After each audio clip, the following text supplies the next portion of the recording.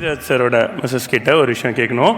எல்லாரும் ஊரில் நீங்கள் ஏதாவது ஒரு விசேஷத்துக்கு போகிறப்ப அவர் இல்லாமல் நீங்கள் தனியாக போகும்போது அங்கெல்லாம் அவரை பற்றி பயங்கரமாக புகழ்ந்து பேசுவாங்கல்ல.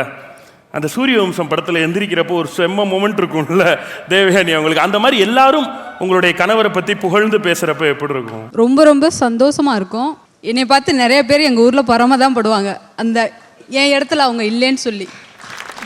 அதுவே எனக்கு ரொம்ப பெருமையாக சந்தோஷமாக இருக்குது. அவங்க வந்து ஏவியில் ஒரு சாரி சொன்னாங்க, ஒரு தேங்க்ஸ் சொன்னாங்க. நீங்கள் அவங்களுக்கு ஏதாவது சாரியோ தேங்க்ஸோ இல்லை ஐ லவ் யூவோ சொல்லணுன்னா சிம்பிளாக இங்கே சொல்லலாம் சார். இல்லை, அவங்க நான் பேச வேண்டிய டைலாக் பூரா அவங்க பேசிட்டாங்க. ஏன்னா நான் தான் சாரி கேட்கணும். நான் உண்மையாக எனக்கு கோவம் வரும். நான் ரொம்ப எல்லாமே பர்ஃபெக்டாக இருக்கணும் அப்படின்னு எதிர்பார்ப்பேன். அது ஷூட்டிங்லேயும் சரி, வீட்லேயும் சரி, எல்லா இடத்துலையுமே. பட் ஒரு தப்பு நான் பண்ணியிருப்பேன், அந்த தப்பை நான் பண்ணினா அவங்களே ஏற்றுக்குவாங்க. ஆனால் நான் உண்மையிலே அது என்ன சொல்கிறது அப்படின்னா, எனக்கு ரொம்ப பேர் பொண்ணு கொடுக்கவே இல்லை. பொதுவாக சினிமாக்காரங்களுக்கு யாரும் பொண்ணு கொடுக்க மாட்டாங்க. அந்த பொண்ணை வந்து அவங்க அப்பா ரொம்ப சந்தோஷமாக கட்டி கொடுத்தாங்க எனக்கு. சரி, வாழ்க்கையில் ராச்சிலையிலேயே ஒரு பொண்ணு ரொம்ப சந்தோஷமாக வாழுதா, அது வசந்தியாக வாழணும் அப்படின்னு நான் ட்ரை பண்ணிக்கிட்டு இருக்கேன். கண்டிப்பாக சாரி வந்து ரொம்ப சாரி கேட்கலாம். ஏன்னா நான் பண்ணுறது எல்லாத்தையுமே அவங்க வந்து, ஏன்னா நம்ம ஒரு டென்ஷனில் இருப்போம், நம்ம ஒரு மூடில் இருப்போம். அதை வந்து உண்மையிலே சொல்லணும்னா அந்த மேடையில் இருக்க 4 பேருக்குமே நாங்கள் 4 பேருமே தேங்க்ஸு சாரி எல்லாமே கேட்கணும். ஏன்னா ஒவ்வொருவரும் நாங்கள் பிஸியாகவே இருந்துக்கிட்டு இருப்போம். அதில் உண்மையிலேயே வசந்தி வந்து எனக்கு சாரி தேங்க்ஸ் அப்படிங்கிறத விட ரொம்ப கொடுத்து வச்ச ஒரு கணவன் நான் சொல்லிக்குவேன். இது சும்மா புகழாரம் கிடையாது. அவங்களுக்கு ஒரு டவுட் இருக்குது, நான் பிடிக்காம கல்யாணம் பண்ணிக்கிட்டேன் அப்படிங்கிற ஒரு டவுட் அவங்களுக்கு இருக்குது. நான் இந்த மேடைகளை சொல்லிக்கிறேன். சத்தியமாக வசந்தி இடத்துல வேற எந்த பொண்ணு வந்துச்சுனாலும் என் டார்ச்சரை வந்து தாங்க முடியாமல் ஓடி போயிருக்கோம். எல்லாமே அவரோட பெருந்தன்மை. அது ரசிக்கிற என்னுடைய நல்ல விஷயங்களையும் ரசிப்பாங்க, கோவப்படுறதையும் ரசிப்பாங்க, எல்லாத்தையுமே ரசிப்பாங்க. ஸோ அவங்களுக்கு வந்து கண்டிப்பாக நான் அந்தமாதிரி தான் நல்ல விஷயங்கள் பண்ணணும். நன்றி. அப்படியே அதே உணர்வோட உங்களோட காதலை சொல்லிருங்க சார். போபா சார், சொல்லுங்க சார். ஐயோ, வெக்கப்படுறாரு. ஒரு வெக்கம் வருதே வருதே. நான் சார், எத்தனை ஹீரோக்கு நீங்க லவ் யூ சொல்ல சொல்லி எனக்கு அதுவே பயங்கர சர்ப்ரைஸா இருக்கு. அவங்க பாடி இருக்காங்க எனக்கு. அவங்க அவ்வளோ பெரிய நான் ஏன் படத்திலேயே ஹீரோயினையும் சேர்ந்து பாட விட மாட்டேன் ஒட்டி. சிவா அதுவே சொல்லுவா, சார் கேடிப்பிள்ள அவ்வளோதான் தூரமா வச்சுட்டீங்க, ஆர்த்தி அங்கே இருக்கா. ஸோ வந்து ப்ளீஸ் அவ்வளோ இல்லை. அது சிவா கிட்ட வந்து ஆர்த்தி கேட்டிருந்தாங்கல்ல, சிவாவை பாட சொல்லுவோம். ஸோ டக்குன்னு கோத்து விட்டீங்க. இல்லை, நீங்கள் ஆர்டர்லேயே போங்க. கண்டிப்பா வருவோம், எஸ்கே அண்ணன்ட்ட கண்டிப்பா வருவோம்.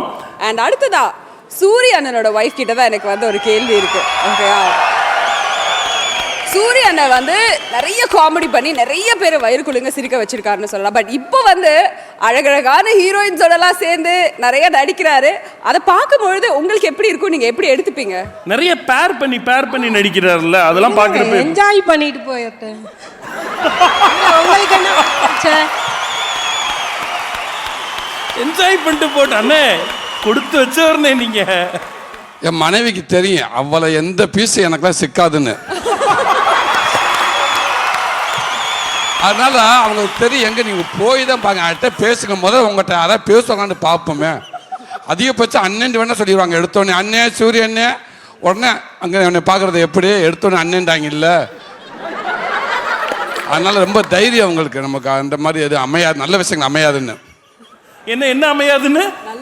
நல்ல விஷயங்கள் எது அமையாதுன்னு சொல்லிப்பா. சரி, ஓகேண்ணே, சூப்பர்ண்ணே. ஸோ அவங்களுக்கு ஏதாவது சொல்ல விரும்புறீங்களா இந்த இடத்துல? என் மனைவிக்கு தம்பியெல்லாம் இருங்கடா, ஏதாவது சொல்ல வர நீங்க சொல்ல விடாம பத்தி கேட்டுக்கிட்டே இருக்காங்க. போச்சு அந்த புஷ்பானால ஃபர்ஸ்ட் உண்மைக்கே ஒரு படத்தில் ஒரு கேரக்டர் மக்கள் மத்தியில் பதிகிறதுன்றது சாதாரண விஷயம் இல்லை. அது எனக்கு ரொம்ப பெரிய கேரக்டர் அமைஞ்சிச்சு. பரோட்டா அப்படின்றதுக்கு அப்புறம் அதை வந்து ஓவர்டேக் பண்ணது இந்த புஷ்பா தான். ஆனால் அந்த படம் வந்தப்ப நல்ல மனைவி அப்படி என்ஜாய் பண்ண தேட்டரில் பார்த்துட்டு, சூப்பர் அப்படி கை தட்டுறாங்க, அருமையாக கை தட்டுறாங்க, சூப்பராக இருக்குண்டு. அதுக்கப்புறம் இந்த கல்யாணத்துக்கு கோயிலுக்கு கூட்டி போகிறப்பல செத்துட்டா. இனிமேல் உங்கள் கூடவே நான் வரவே மாட்டேன். எங்கோ போனால் கோயிலில் சாமி கும்பிட்டுருப்போம், ஆஞ்சநேயர் கோயில், மயிலாப்பூர் கோயிலில் 3 சுத்த எங்க புஷ்பா புருஷன் போறாரு பாரு, புஷ்பா புருஷன் போறாரு பாரு, புஷ்பா புருஷன் போறாரு. 4வது சுற்றுல நேர போய் வண்டியில ஏறி உட்காந்துருப்பா பிள்ளைகளை கூட்டிட்டு போயிட்டு. என்ன அவங்களுக்கு வேற படம் கண்ணுக்கு தெரியவே தெரியாதாமா, எப்போ பார்த்தாலும் புஷ்பா புருஷன் சங்கட்டமா இருக்குமா இல்லையா வரவங்களுக்கு அப்படின்னு. அதுக்கப்புறம் புரிஞ்சுக்கிட்டாச்சு ஒன்றும் பண்ணவும் முடியாது. 2வது எனக்கு வந்து உண்மைக்கே உலகத்திலேயே வந்து எது மிஸ் ஆனாலும், எந்த கேரக்டர் லைஃப்பில் ஜாயின் பண்ணுறப்ப எது மிஸ் ஆனாலும் சரி பண்ணிடலாம். ஆனால் ஒரு மனைவிக்கு நல்ல புருஷனுக்கு நல்ல மனைவி அமையலைன்னா அது எதுவுமே முடியாது. அதனால் வந்து அவங்களுக்கு நான் ஒரு நல்ல கணவனாக இருக்கிறேன்னு நான் நினைக்கிறேன். எனக்கு ஒரு நல்ல மனைவியாக இருக்கா. மொத்தத்தில் மெயினாக எங்கள் குடும்பத்துக்கு ஒரு நல்ல மருமகளாக இருக்கா எங்கள் அம்மாவுக்கு. அது பெரிய விஷயம். அடுத்து நம்ம எஸ்கே அண்ணன்ட்ட போவோமா? ஆமா. அண்ணே மைக் வாங்கிக்கங்கண்ணே. அண்ணே நாங்கள் ஒன்றும் கேட்கறதுக்கு இல்லை, ஏன்னா ஏற்கனவே ஏவியில் அண்ணியே கேட்டுட்டாங்க. அவங்களுக்காக, ஏன்னா பாப்பாக்காக நீங்கள் நிறைய பாட்டு பாடுறீங்களாம் வீட்டில், எனக்காக உங்களுக்கு டக்குன்னு தோன்ற ஒரு பாட்டை பாடுங்கன்னு சொன்னாங்க. இன்னைக்கு வீட்டுக்கு போன உடனே பாடிடுறேன். இன்னைக்கு வீட்டுக்கு போன உடனே பாடிடுறேன். இல்ல அது அன்னைக்கு ஏவி இங்கெல்லாம் ப்ளே பண்ணோம். அதனால நீங்கள் அந்த பாட்டை அப்படியே பாட மாட்டீங்கன்னு எங்களுக்கு தெரியும். ஏன்னா உங்கள் கையில் ஒருத்தவங்க வந்து இப்போ ரோஸ் கொடுப்பாங்க, அந்த ரோஸை நீங்கள் எடுத்துகிட்டு மேலே வருவீங்க, அவங்கள பார்த்து பாடிக்கிட்டே அந்த ரோஸை கொடுப்பீங்க. இதுதானே நம்ம குடும்ப சம்பிரதாயம். நீங்க அதை ப்ரோமோல 10 வாட்டி போட்டுக்கிட்டே இருப்பீங்க. ஐயோ சாரி மேடம், உணர்ச்சி வசப்பட்டேன்.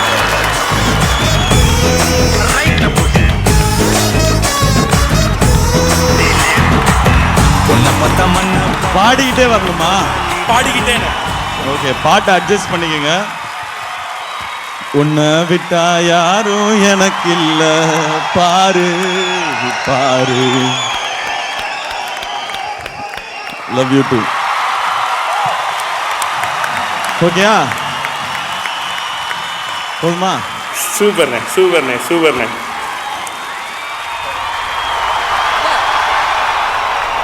ஃபர்ஸ்ட் டைம் வந்து அண்ணி சொல்லியிருக்காங்க ஐ லவ் யூ. ஏன்னா நீங்கள் ஸ்டேஜில் நிறையா தடவை சொல்லியிருக்கீங்க, முதல் முறை அவங்க ஏவியில் சொல்லியிருந்தாங்க. அதை பற்றி இல்லை, இது நாங்கள் எங்களுக்குள்ள இருக்கிற அந்த பாண்டிங் வந்து லவ் யூலாம் சொல்கிற பாண்டிங் இல்லை.